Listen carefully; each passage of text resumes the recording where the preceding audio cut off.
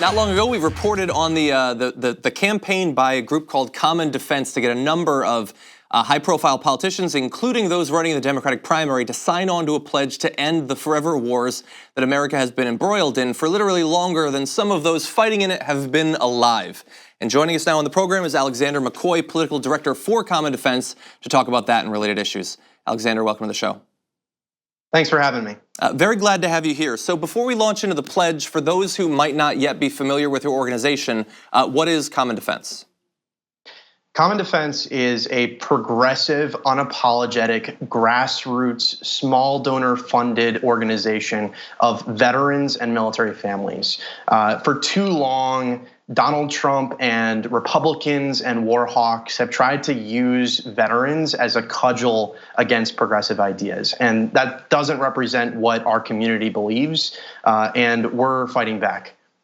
Well, it certainly has been a long time coming. So as long as I've been politically aware, we've been engaged in some of these wars that your group is trying to finally end. And I love the pledge.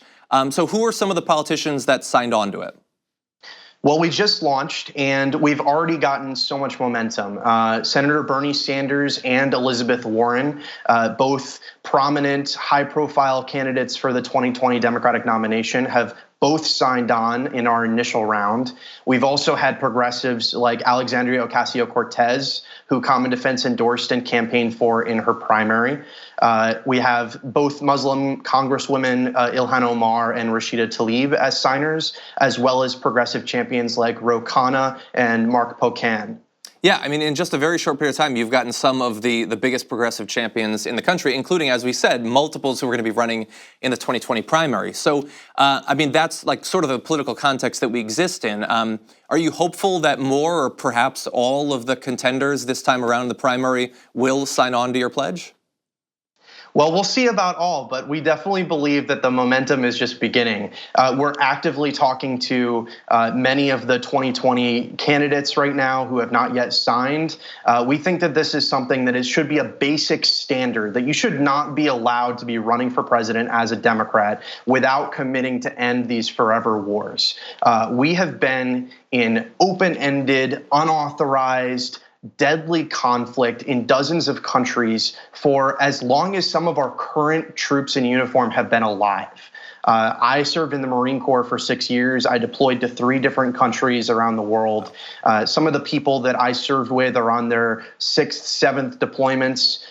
It is too long that we've been stuck in this conflict, and we cannot keep giving a president as reckless as Donald Trump the open-ended blank check to continue dropping bombs wherever he wants. And that is especially important when he's rattling his saber at countries like Venezuela right now. Exactly. I mean, if he had his druthers, we perhaps would be marching on Venezuela right now. So let's turn now to him. I mean, he's a guy that loves to pose in front of soldiers just as much as he loves to pose in front of cops when he's not attacking the generals or attacking law enforcement when they're investigating him.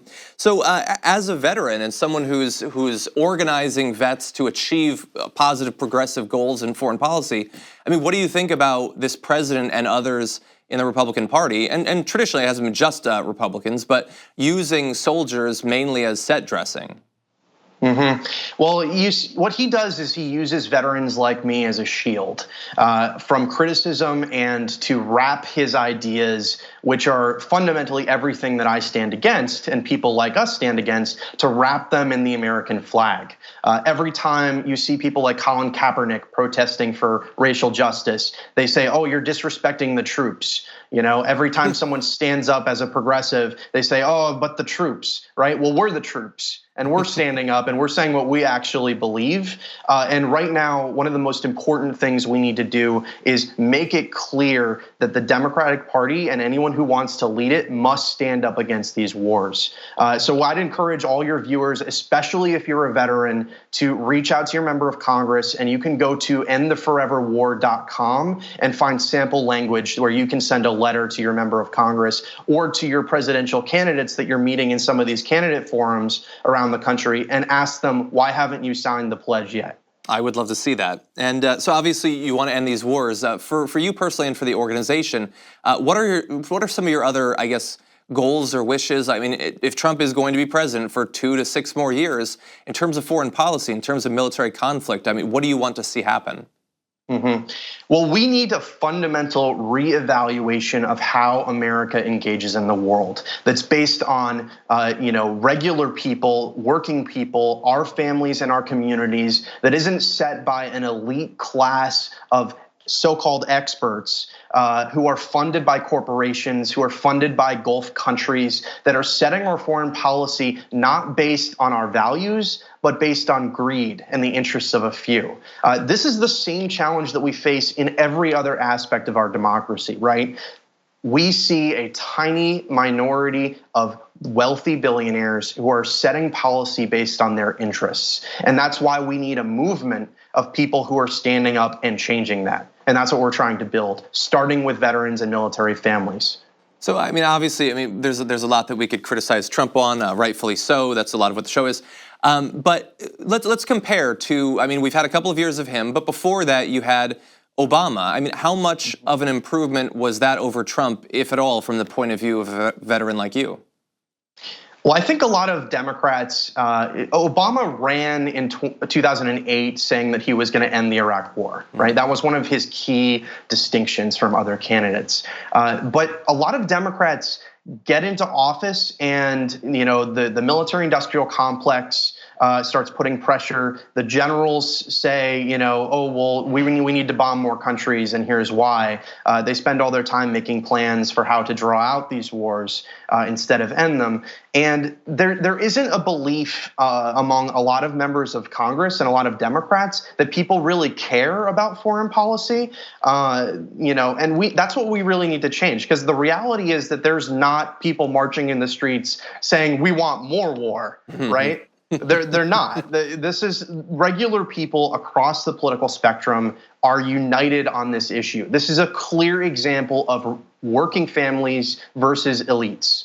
And that's why it's been so important for Common Defense as a veteran organization. We have an important opportunity to change the narrative around that and show Democrats that, look, you can stand for Medicare for all, the Green New Deal. These are all things that Common Defense is also fighting for. But you can't silo off foreign policy and say, oh, yeah, but also we're going to, bomb the Middle East. I think that makes a lot of sense. And congratulations on the great success that your organization has already had. Alexander McCoy, Political Director of Common Defense, thank you so much for joining us. Thank you for having me. Thank you very much for watching this clip from The Damage Report. If you liked it, don't forget to subscribe to this channel and ring the bell on YouTube to get notifications of our new videos. And of course, you can catch the full Damage Report live every weekday at 1 p.m. Eastern, 10 a.m. Pacific on TYT Network on YouTube TV.